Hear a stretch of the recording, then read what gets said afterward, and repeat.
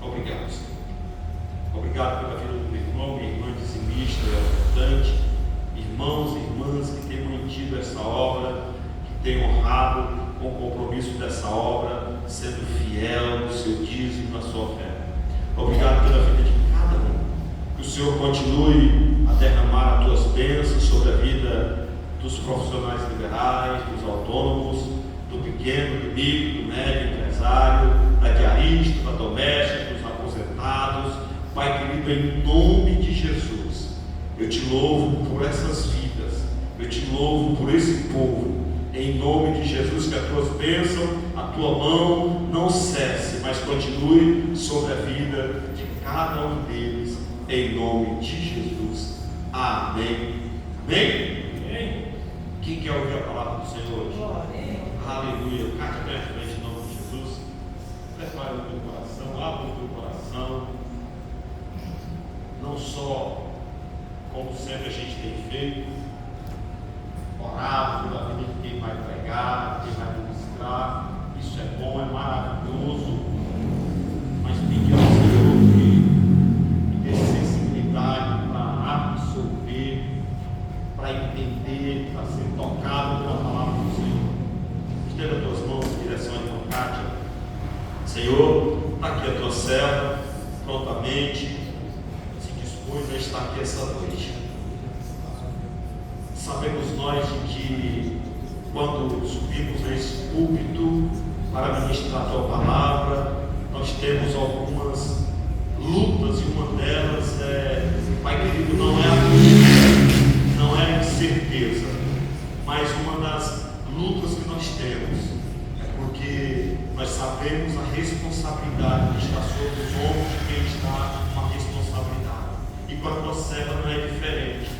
E que seja o Senhor falando através da vida dela, usando ela na autoridade, na ousadia, na intrepidez do teu Espírito. Use ela poderosamente, e que nós possamos estar sensíveis à tua voz, pois a tua palavra é a tua voz.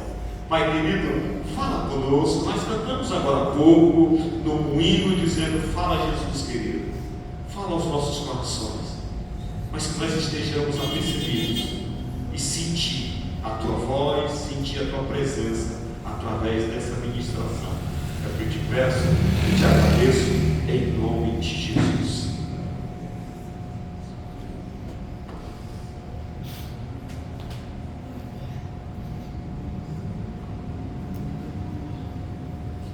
Aleluia. A paz do Senhor, igreja. Amém. Amém.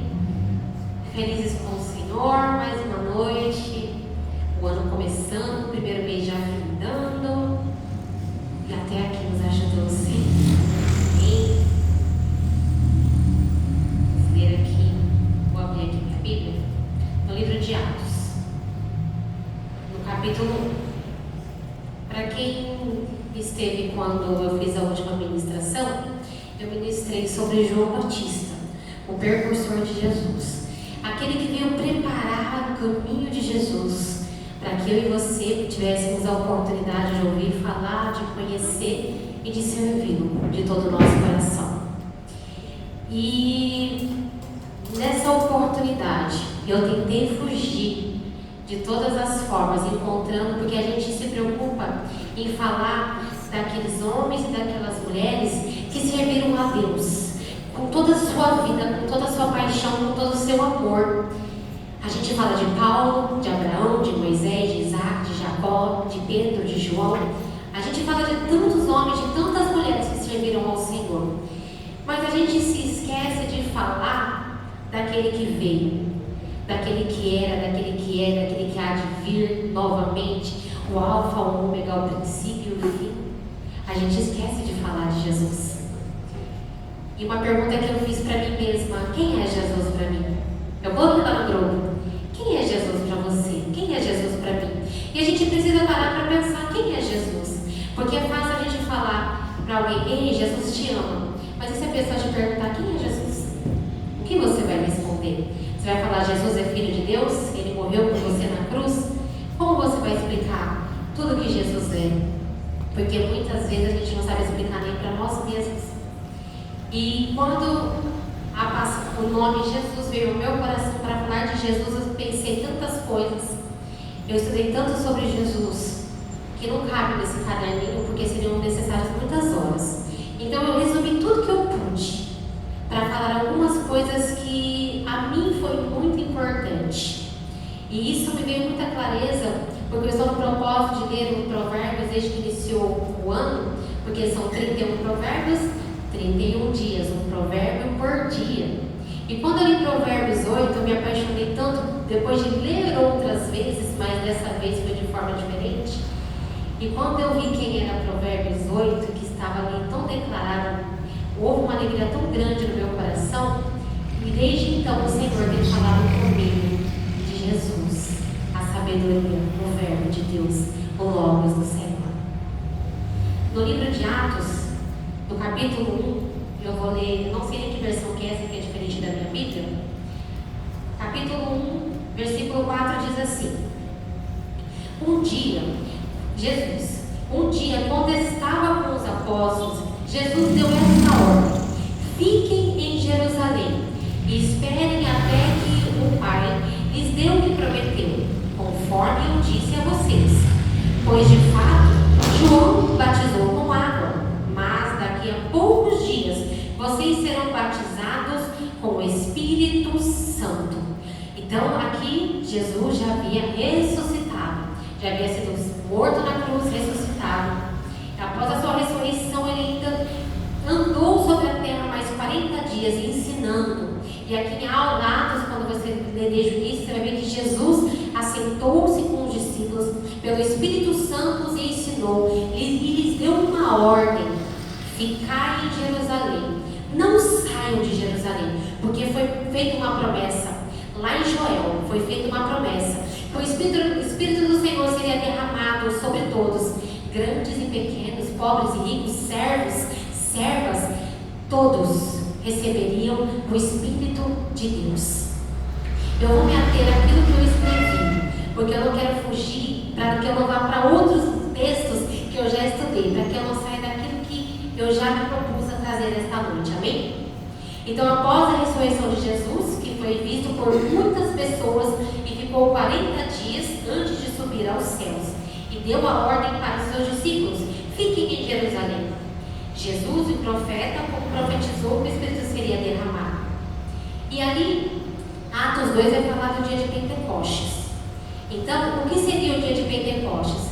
A festa das primícias, celebrada 7 semanas após a Páscoa. Jesus, ele foi preso no dia 14 do dia de Nissan, do calendário judeu, hebraico, que era a véspera da Páscoa. Então, seria uma quinta-feira.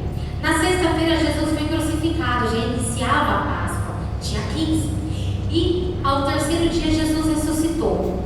Então, essa festa de Pentecostes, ela iniciou 49, 50 dias após essa Páscoa, que durava 7 dias, do dia 15 ao dia 22 do calendário judaico de Nissan. Então, quando Jesus ressuscitou, 40 dias de Jesus na terra, 7 dias de Páscoa, 7 semanas até a festa das primícias. Atos 2 vai dizer, no finalzinho de Atos 1 vai dizer que aqueles homens, depois que Jesus subiu aos céus, eles voltaram para Jerusalém, porque eles estavam no Monte Olival. Então eles voltaram para Jerusalém, os discípulos do Senhor, e para lá eles entraram no cenáculo. E esse cenáculo era um local ao segundo andar da casa de Marcos, é isso que os historiadores entendem, que era um local amplo, onde também foi servida a ceia do Senhor, um local onde cabia muitas pessoas. E ali estavam discípulos do Senhor e cerca de mais 120 pessoas. Ali estavam 120 pessoas naquele local. E a ordem do Senhor foi: não saiam de Jerusalém, até que do alto sejais revestidos. Então aqueles homens vão para aquele lugar, e ali eles ficam, até a chegada do Espírito Santo, a descida sobre eles, demorou, após Jesus subir aos céus, entre 10 e 14 dias. E quando começa o livro de Atos, vai dizer que eles estavam no mesmo lugar. Então, eu creio que aqueles homens ficaram ali, buscando, louvando e adorando o Senhor. Entre 10 e 14 dias eles ficaram ali, até receber receberem o Espírito do Senhor. Mas eu não quero me ater a isso agora. Eu quero ir lá para outro lugar. Depois a gente volta. Quem é Jesus? Como podemos responder quem é Jesus? Apocalipse 1, versículo 17, parte B, diz assim: Jesus falando para João. Depois que o anjo falou com João, Jesus vem e toca em João. Jesus se prostra e ele fala: não temas, eu sou o primeiro e o último. Ali Jesus falando com João, o primeiro e o último. Aqui nesse versículo está falando de Jesus. Versículos antes, quando fala eu sou o Alfa e o Ômega, o Deus, ali está falando de Deus, porque a gente entende que Jesus e Deus não são trinos. Jesus, Deus, o Espírito Santo, Jesus ele tem o mesmo poder que Deus, só que com uma diferença, que Jesus ele se esvaziou de si mesmo, para que fosse o rosto do Deus invisível. Quem é Jesus para mim? Porque devo amá-lo e segui-lo. O que ele fez além de morrer na cruz, que já seria muitos motivos. João 1,14 diz assim: e o Verbo se fez carne e habitou entre nós, cheio de graça e verdade.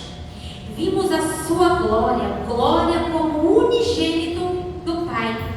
E essa palavra unigênito, ela tem um significado no grego, que é monogones, que significa único daquela espécie, único gerado, é exclusivo. Então, não teve outro como Jesus, não haverá outro como Jesus. Ele é único, ele é exclusivo. Jesus é desde a eternidade. Como Deus, o Alfa e o Ômega, o primeiro e o último. Antes dele não houve nem haverá. No princípio, ainda em João, no princípio ele era o Verbo, e o Verbo estava com Deus, e o Verbo era Deus. A vida estava nele, e a vida era a luz dos homens. Essa é a declaração que João, no seu primeiro capítulo, está dizendo sobre Jesus. É o Verbo, é a palavra de Deus. E quando a gente vai para Gênesis, no início da criação, o que Deus fala? A palavra, ele declara: haja luz, haja terra, haja água, haja separação. A palavra. E quem é a palavra de Deus? Quem é o Verbo de Deus? É Jesus. Então, quando Deus fala, façamos o homem, ele todo o tempo ele não está só, ele está acompanhado do Logos, o Verbo, a palavra. Ele está junto com Jesus, Jesus está junto com Deus, eles são um. Nós somos criados à imagem e semelhança de Deus. Nós também somos trinos, somos corpo, alma e espírito. Nós somos divididos. Aqui a nossa casca, quando a gente deita ao pó da terra, acabou. Mas temos um espírito que volta ao Pai. E quando temos vida e espírito, temos a alma, o sopro da vida, o nosso intelecto, a nossa mente pensante, a nossa alma. Então somos trinos, porque somos a imagem e semelhança do Deus vivo. Então Jesus era a palavra e o Logos de Deus. E eu vou ler alguns provérbios. Provérbios 8. Eu vou ler apenas alguns versículos, alguns que eu separei aqui. Quando vocês chegarem em casa, leia Provérbios 8 com toda a atenção que vocês puderem. E vocês vão enxergar Jesus ali em todo o tempo. Eu separei alguns versículos. Provérbios 8, 17 diz assim: eu amo os que me amam. Os que me procuram me acham. 22. O Senhor me possuía no início da sua obra, antes de suas obras mais antigas. Desde a eternidade fui estabelecida, desde o princípio, antes do começo da terra. Porque aqui o título está falando a excelência da sabedoria. 26. Ainda ele não tinha feito a terra, nem as ampliações, nem sequer o princípio do pó do mundo. 27. Quando ele preparava os céus, aí estava eu. Quando traçava o horizonte sobre a face do abismo, as nuvens de cima, quando estabelecia as fontes do abismo. 32. Agora, aqui vocês vão ouvir a voz do Senhor. Agora, pois, filhos, ouve-me, porque felizes serão os que guardarem todo nos evangelhos, não é Jesus? Fala, filhos, se vocês me amem, guardem os meus mandamentos, guardem os meus caminhos, olhem para mim, sigam, venham a mim. 35, Diego, eu estou sem retorno. Porque o que me acha a vida e alcança o favor do Senhor. 36. Mas o que peca contra mim violenta a própria alma. Todos os que me aborrecem amam a morte. E aqui a gente enxerga o Espírito de Deus, porque a palavra vai dizer: não pequem contra o Espírito de Deus, não pequem contra o Espírito Santo, porque morte. Então aqui a gente está enxergando a Trindade, Deus, a sabedoria, Jesus, aqui em todo tempo nos instruindo. E quando a gente lê todo esse livro aqui, a gente vai recebendo instruções que é para a salvação da nossa alma. Jesus, então, ele é a palavra, a vida, a luz e a sabedoria de Deus. Mas Coríntios 1:24 diz assim: mas para os que foram chamados, tanto judeus como gregos, nós pregamos Cristo, poder de Deus e sabedoria de Deus.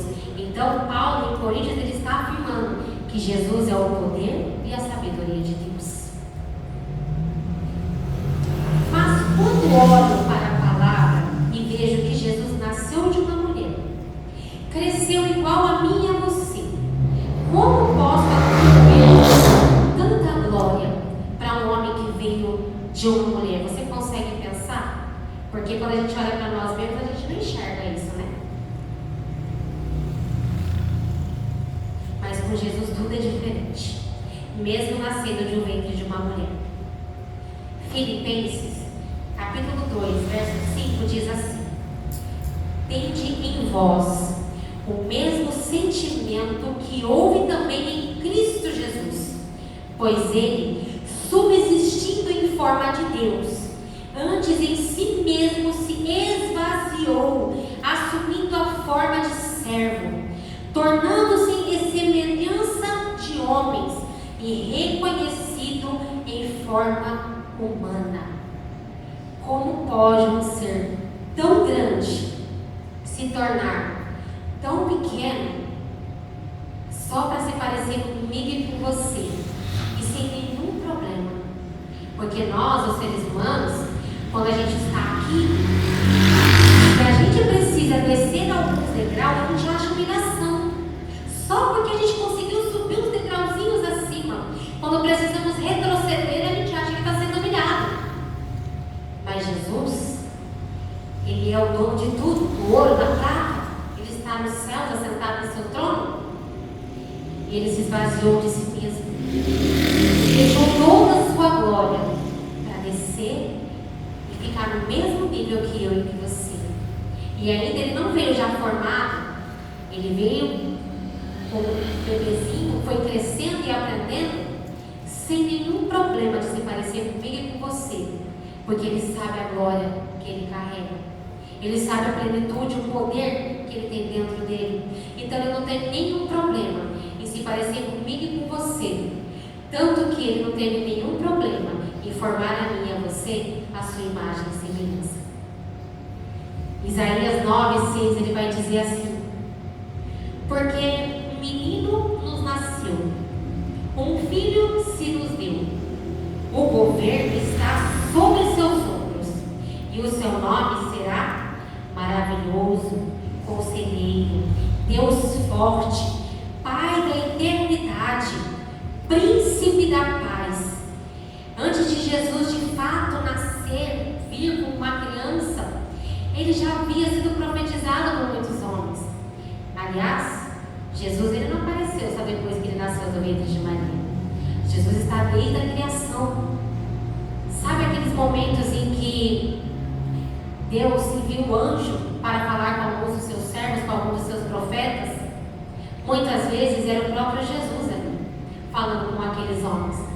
Quando o homem vê um anjo, um homem que ele sabe que não é Deus, imediatamente ele reconhece a santidade daquele homem, e ele já logo pergunta: quem és tu, Senhor? Ele já logo vai se prostrando. Porém, quando é um anjo mensageiro do Senhor que ali é enviado, assim que esse homem se prostra, ele já fala: não pode levantar, porque eu não sou digno de glória. Agora, quando é o Senhor, ele só toca e fala: tenhas paz, eu sou de paz, eu sou contigo, não temas.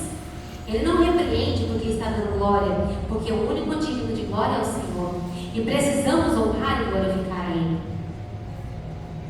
Colossenses, capítulo 1, no verso 15 diz: este, Jesus, este é a imagem do Deus invisível, o primogênito de toda a criação.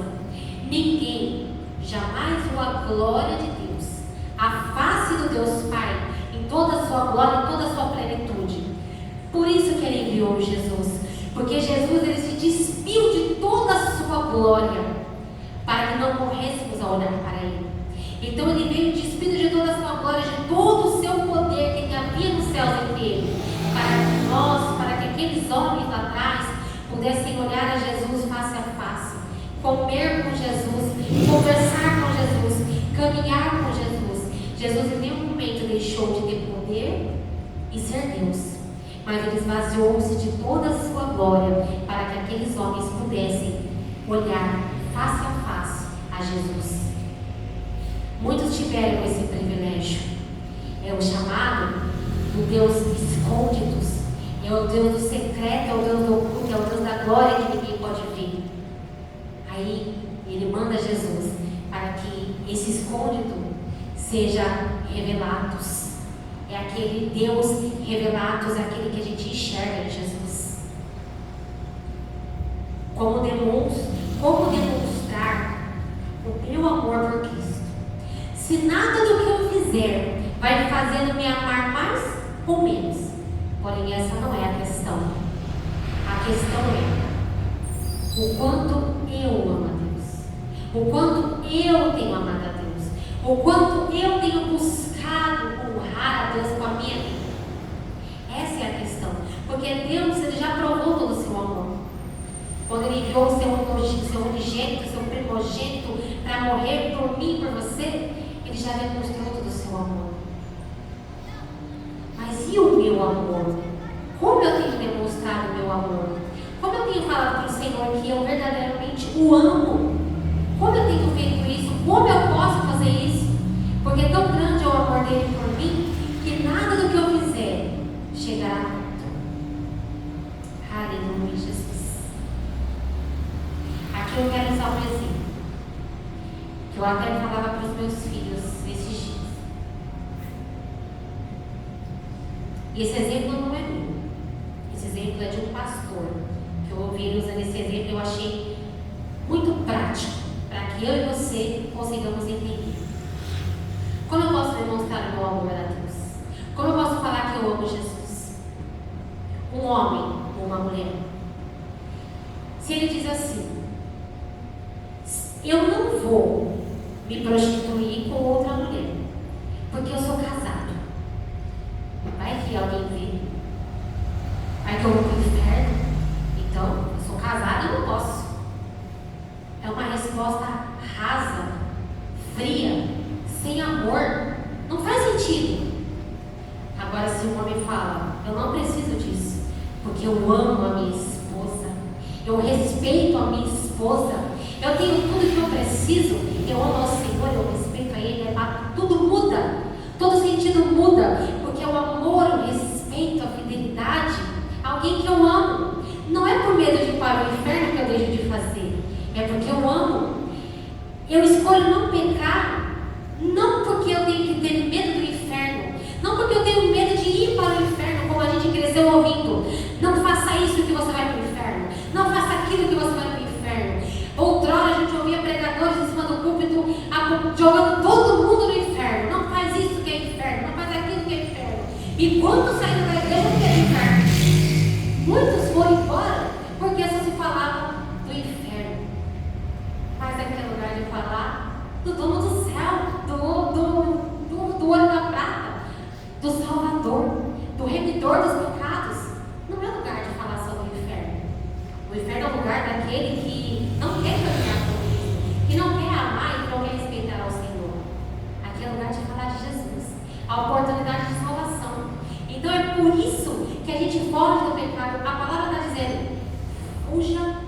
aparência do mal. Estou sem retorno. Fuja da aparência do mal. É o que a palavra está dizendo para a gente. E quando eu fujo da aparência do mal, é porque eu não quero cair no pecado, na tentação. Eu não posso brincar com o pecado. Se eu brincar com ele, ele me derruba. Então, por que eu não posso pecar? Para não ir para o inferno? Inferno é uma consequência da minha vida, ir ou não. Agora eu falar que eu não pego, se eu pecar, eu preciso me arrepender verdadeiramente, mas eu digo, eu não quero pecar, eu escolho não pecar, porque eu amo meu Senhor e eu não quero desapontá-lo, porque Ele já fez tanto por mim, Ele me ama, Ele morreu por mim, porque nós cremos, a palavra está dizendo, e nós pela fé, nós cremos, porque essa palavra tem subsistido há milhares de anos, não há outra que subsiste há tanto tempo, então não tem como não ser verdade. Tudo que aqui está escrito nós estamos vendo, então ela é fiel e ela é verdadeira, e é pela fé que nós cremos, é pela fé que nós vivemos, é pela fé que nós caminhamos. Então, se alguém perguntar para você, você peca? Por que você não peca? Não fala mais, é porque se eu pecar eu vou para o inferno. Não, eu não peco, eu não desejo pecar, eu não quero pecar, porque eu amo meu Senhor Jesus. E eu não quero desapontar. Eu quero ter uma vida reta e justa diante dele. Essa tem que ser a nossa resposta e a nossa verdade. Ela tem que ser verdadeira, fiel e justa. Não só da boca para fora. Porque quem conhece o meu e o teu coração é o Senhor. Ele conhece o meu deitar e meu levantar. Ele me sonda, ele me conhece. Ele esquadrinha o meu coração. E quando eu falo para ele, Senhor, esquadrinha-me, sonda-me, e tudo aquilo que não for bom, tira de mim, me caminha, me leva pelo caminho reto de justiça. Ele me encaminha porque eu estou pedindo, porque eu estou clamando a Ele, e é Ele que vai me direcionar. Amém? Estão entendendo até aqui, irmãos? A palavra está clara? Vocês amam Jesus? Vamos amar Jesus a cada dia mais? É bom, né? Porque quando a gente começa a amar Jesus, a gente começa a amar todo mundo que está ao nosso redor. Até os filhos desobedientes. A gente joga menos chinelo. A gente briga menos. Mas eu brigo muito. Mas eu amo mais Jesus. Vai ter que brigar, né, irmãos? Olha os cabelos deles, olha os olhos deles. Aleluia.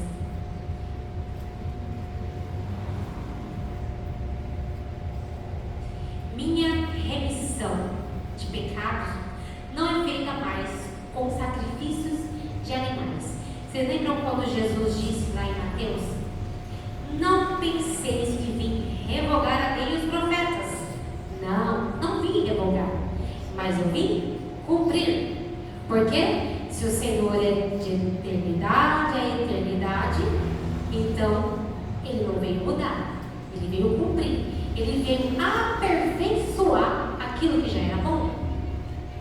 Jesus, Ele está presente em todo o Antigo Testamento. Quando lemos dos anjos do Senhor, o anjo do Senhor, ali era Jesus. Hoje ainda temos uma lei a cumprir. Jesus nos deixou uma ordem também. Para aqueles homens, como Jesus disse, ficar em Jerusalém até igual que sejais revestidos. Jesus também nos deixou uma ordenança. Antigamente, era feita a circuncisão na carne, para formar uma aliança com o Senhor. E ali era tirado o prepúcio dos homens. Eu não sei como era a aliança das mulheres, porque eram os homens que faziam a aliança com o Senhor.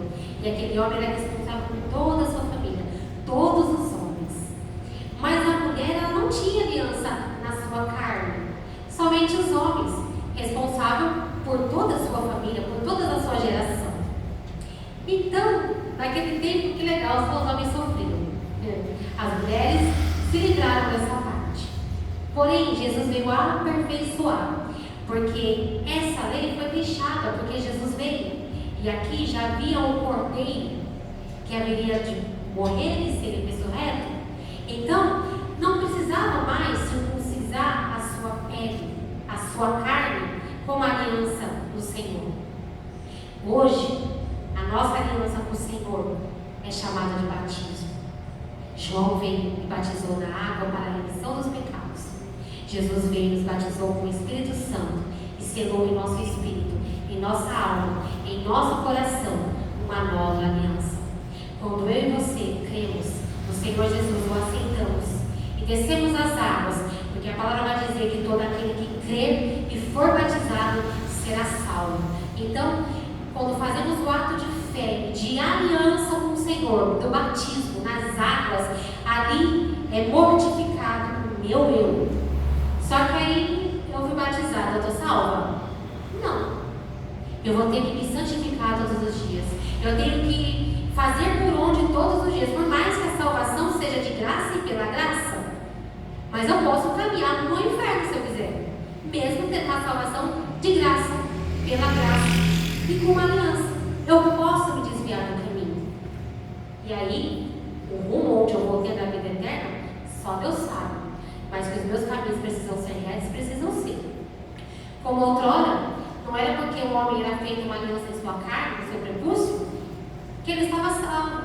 Quantos se desviaram e se entregaram a deuses estranhos e deixaram a aliança de Israel, a aliança de Deus? Quantos do povo de Israel, das tribos, se afastaram do Deus vivo? Mas eles não tinham uma aliança em sua carne? Eles não eram de Deus?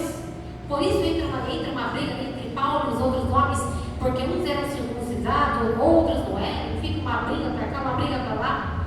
Mas agora nós temos uma nova aliança que temos que cumprir. Em fé, diante dos homens, descer as águas e sermos batizados com uma nova aliança. E temos algo novo também para fazer, porque outrora, ali, pegávamos os cordeiros e levávamos anualmente ali para ser sacrificado e morto, em remissão aos pecados ali, aquele cordeiro corria, e os pecados eram levados, lavados todo ano. Agora Jesus, ele fez uma nova aliança. Quando ele partiu o pão, quando ele serviu o vinho, ele falou: tomai e bebei do meu corpo, do meu sangue. Essa é a nova aliança que tenho convosco. Então, quando eu e você tomamos o cálice, comemos o pão que o Senhor partiu com aqueles homens, nós estamos afirmando a nossa aliança com o Senhor. Todos os dias, todos os meses, todos os anos, depende de cada igreja, depende de como fazemos. Pode ser todo dia, todo mês, todo ano, uma vez por ano. Não importa, é uma ordenança. Façai até que Ele volte. Então, até que Jesus volte, nós temos ordenanças. Batizarmos nas águas para firmar a nossa aliança com o Senhor. Tomarmos a nossa ceia para a remissão dos nossos pecados. A palavra vai dizer: examine o nome, pois a si mesmo. Precisamos ali nos observar em todo o tempo, para que nós possamos chegar justificados diante de Deus com nossa veste limpa. Mas nós não fazemos isso sozinhos. Quem nos limpa, nos purifica é o Senhor. Precisamos estar na presença dEle todos os dias. O que eu preciso fazer para ser salvo? Se eu já recebi a salvação, se já sou salvo pela graça, o que eu preciso fazer? Única e exclusivamente é aceitar Jesus como meu Salvador. É o que a palavra diz. Aquele que crê em mim, for batizado, será salvo. Só preciso crer e aceitar a Jesus como meu Salvador. Essa é a única condição de ser salvo. É a única condição. Quando eu aceito Jesus, sou justificado. Ou seja, eu vivo no mundo, não conheço Jesus, estou totalmente perdido. E alguém me apresenta Jesus, fala do seu amor. E agora, eu quero andar com Ele. Porém, eu estou num lamaçal, mergulhada na sujeira. Tanto a palavra vai dizer: quem é sujo, suje-se mais. Quem é limpo, limpe-se mais. Então, se eu estou fora da presença do Senhor, eu estou no lamaçal e suja.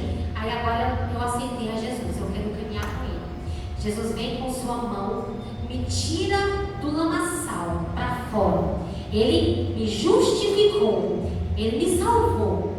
Porém, se eu saio do lamaçal, eu estou suja. Porque não é pode ter plim, que a gente aceita Jesus e está tudo certo. A gente tem conosco aí vícios, transgressões diárias. Então a gente precisa agora do quê? Da santificação. E quem vai me santificar? Jesus. E quanto tempo vai durar essa santificação? A vida toda. Todos os dias Jesus vai me santificar. Eu ando em obediência, eu demonstro meu amor, eu busco a presença dele todos os dias. E todos os dias ele vai me santificando, vai limpando tudo aquilo que não agrada. Só que isso vai depender de mim também, porque para Jesus trabalhar na minha vida, 50% depende de mim. Porque eu tenho que desejar, eu tenho que querer, eu tenho que me esforçar. Porque a palavra fala: toma a tua cruz e siga-me. Quer vir após mim? Negue o seu eu. Seja morto para si mesmo. Então, não é fácil andar nessa santificação, porque eu dependo de Jesus o tempo todo para ser santificado. A santificação é o lavar de Jesus. É Jesus pegar um jato d'água e ficar jogando ali em mim o tempo todo. Porque o tempo todo eu quero estar me sujando. Porque a minha carne, ele fala: não.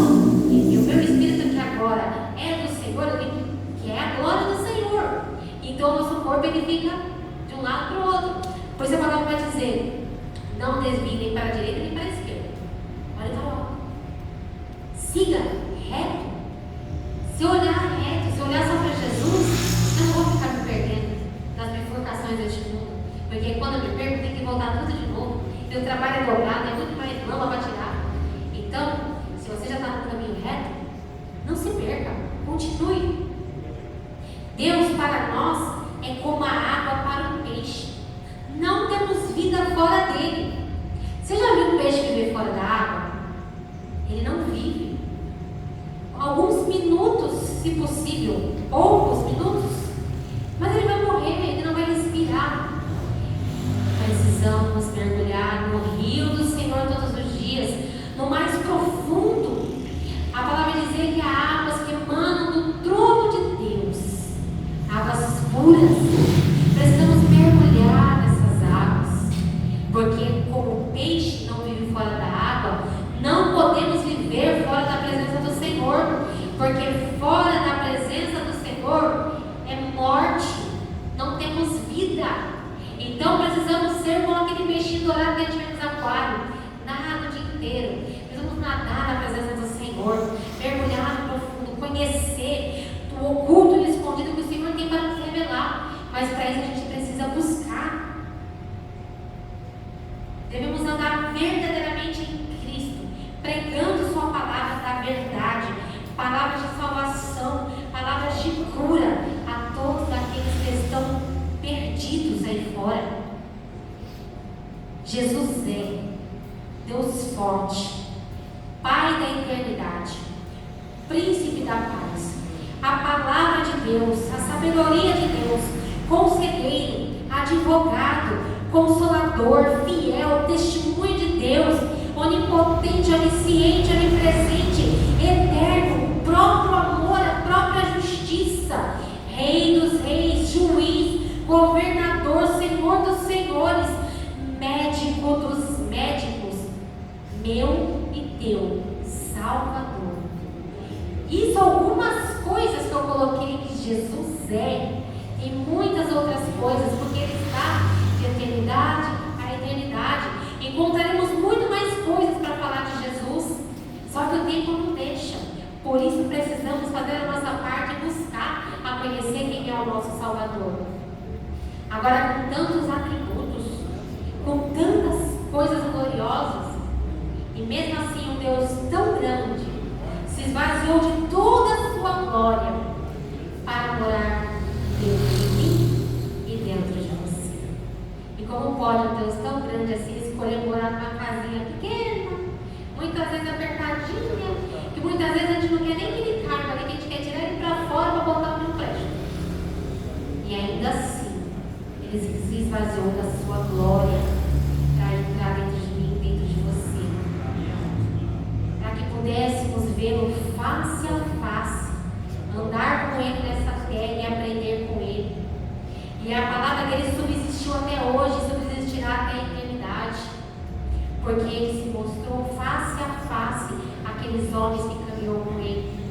Aquele início de 12 homens que estavam ao seu redor, que se tornaram milhares de homens em toda a terra. Porque lá no livro de Atos, no capítulo 1, ainda, ele disse: recebereis o poder ao descer sobre vós o Espírito Santo, e sereis minhas testemunhas, tanto em Jerusalém, como em toda a Judeia e Samaria, e até os confins da terra. Temos levado a palavra do Senhor até os confins da terra. Essa é a ordenança. Levem a minha palavra até os confins da terra.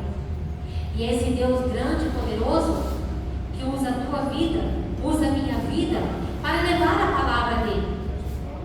Precisamos debruçar essa palavra, porque há muitos ainda que precisam ouvi-la.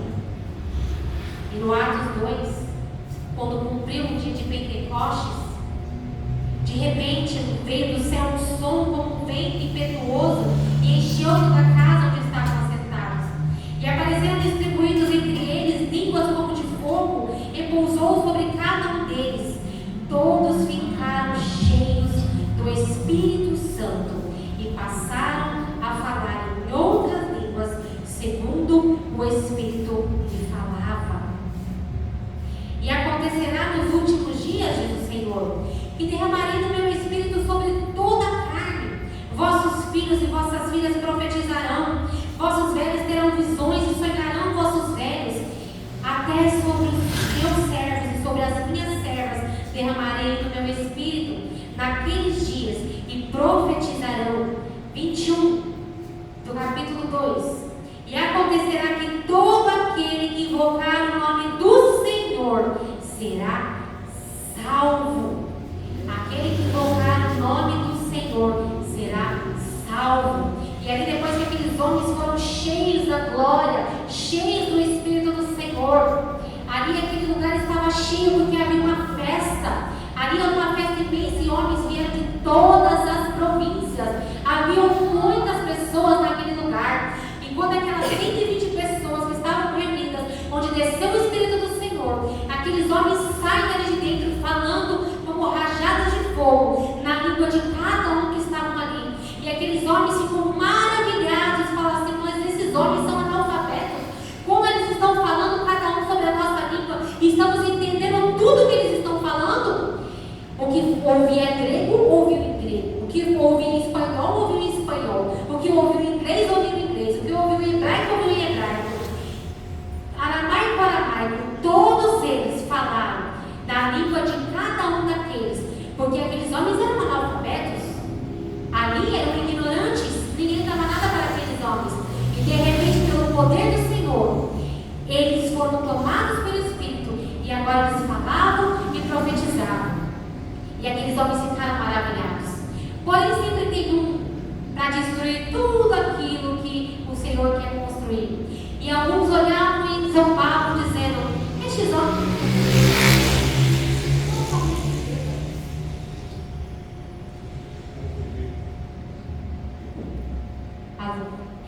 homens estão bêbados, totalmente bêbados.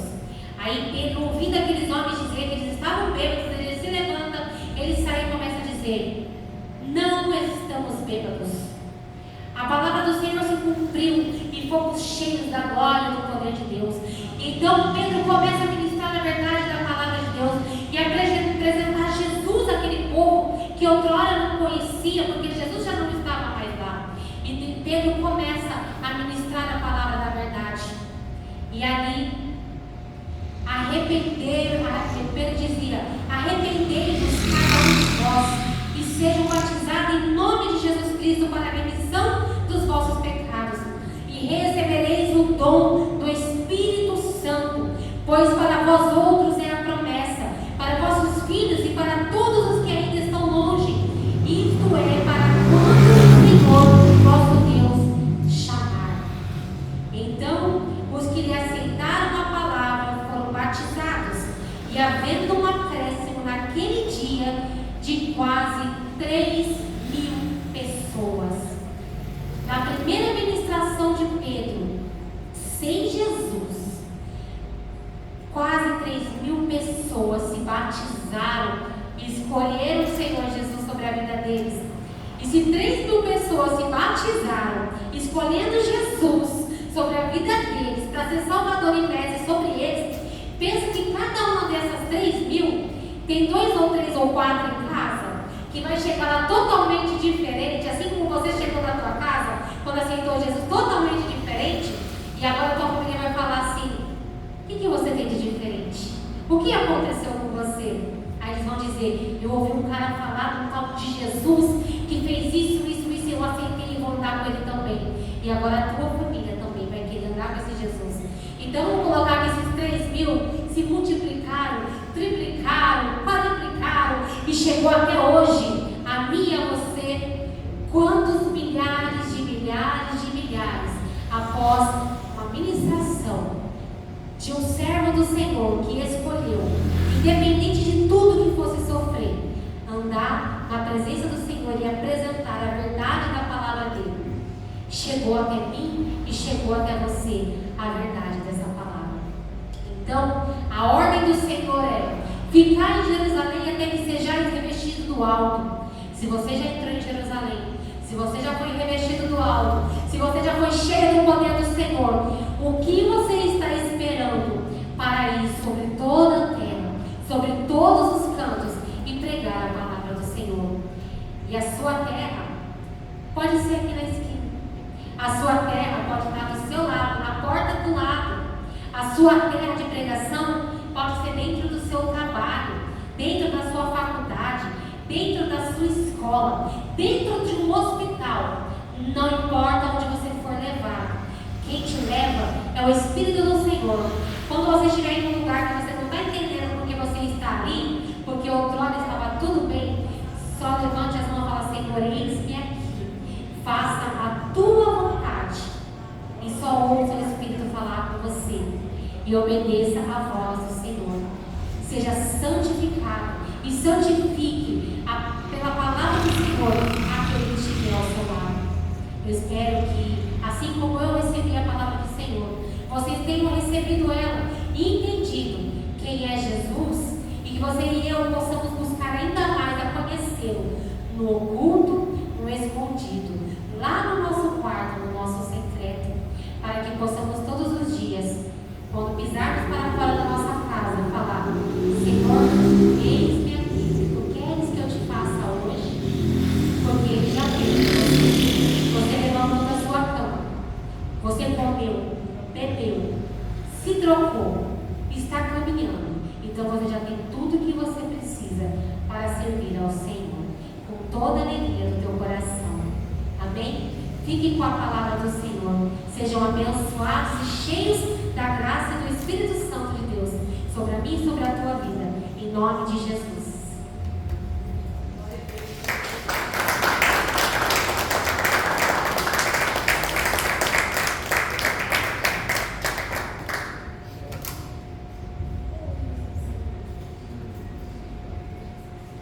Aleluia. Você pode se colocar de pé.